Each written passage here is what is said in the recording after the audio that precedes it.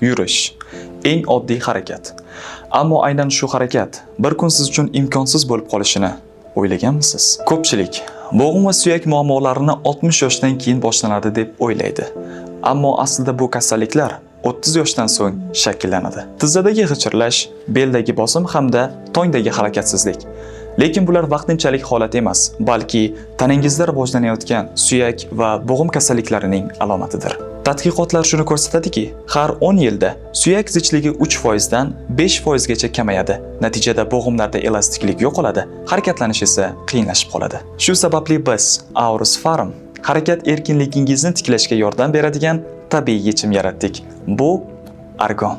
Bo'g'im va suyaklarni qo'llab-quvvatlash uchun ilmiy asoslangan, samaradorlik bilan tan olingan fitokompleks. U suyak va bo'g'imlaringizni himoyalaydi hamda harakat erkinligingizni saqlaydi. Tanangizni asrab-avaylang.